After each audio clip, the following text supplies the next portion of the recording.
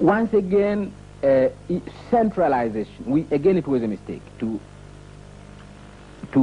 centralize, you need a lot of ability to be able to centralize. And it's better to commit the mistake of the people themselves with their little experience and continuously gaining their experience, running small cooperative unions. It's better to commit the mistakes there than to run the risk of centralization. When you make a mistake there, the mistake is very serious. Julius Nyerere, as Tanzania's president, philosopher king, shaped the country's policies and image to his own designs, moving later in his career into a new role as international proponent of the Third World Cooperation. But I go out, and sometimes I get annoyed, but sometimes I don't get annoyed. Here I am, former president of my country, no problem in Tanzania. We've never had these problems that they have. But I'm an African, and they see me, and they ask me the problems of Rwanda. I said, but I don't come from Rwanda. But you come from Africa. What's the difference? But I don't meet everybody. I don't meet an Englishman somewhere. If Blair was to come to Dar es Salaam, I don't ask him what is happening in Bosnia. It never occurs to me.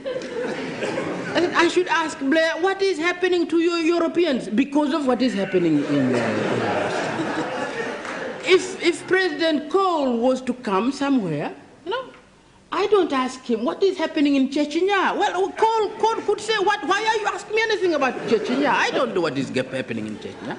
But this is not true about Africa. About Africa, Mr. President, you go, here you are, trying to build something which is a tremendous experience. But perhaps you are different, because sometimes they think South Africa is different. So perhaps they would say, but this is President Mandela, this is different, it's not...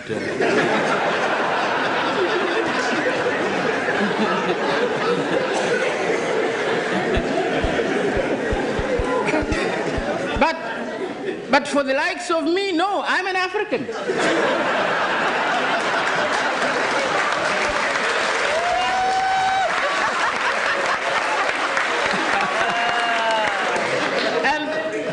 And I say, sometimes I get irritated, but then I say, why? Why do I get irritated? Because, of course I'm a Tanzanian, but what is this Tanzania? What is this Tanzania? Why should these Europeans see me as a Tanzanian? What is this Tanzania? This is something we tried to create in my lifetime. I built Tanzania. So what is this Tanzania? The Europeans are right. The North Americans are right to look at me as an African. As African countries became independent, several African leaders like Nyerere and Kwame Nkrumah joined the non-aligned movement. Originally, non-alignment simply meant not aligned with either of the military and ideological camps. If I go to Britain, I marvel at what has taken place. If I go to the United States, I'm overawed by the development there. If I go to China and see what they are doing, that we can also do. That we can also do. Because it's primitive. You go into their factory, it's a primitive factory which has a roof, a leaking roof, and no cement floor, and they're producing glass there, they're producing other things. That we can do, at home. And many things like that. If you go and you find the way they're organizing their communes, they're using tradition in order to break tradition. You see, we can do that in Africa too, and many things like that. Africa has experience. If really Africa wants to be objective, China has experience, which is very relevant to what is taking place in Africa at present. This is not a good thing to say, with the others who see China as merely a threat and not some country from which we can learn. And then there are others China is doing. He sometimes led campaigns for world peace and nuclear disarmament while allying himself closely with distinguished leaders like Pierre Trudeau of Canada, Olof Palme of Sweden, Willy Brandt of Germany, and Terje de Allende of Denmark. Nyerere met Prime Minister of Canada Pierre Trudeau, Queen Elizabeth of Britain, Australian Prime Minister and US President John Kennedy on bilateral and multilateral cooperation. The President of Tanganyika, President Nyerere.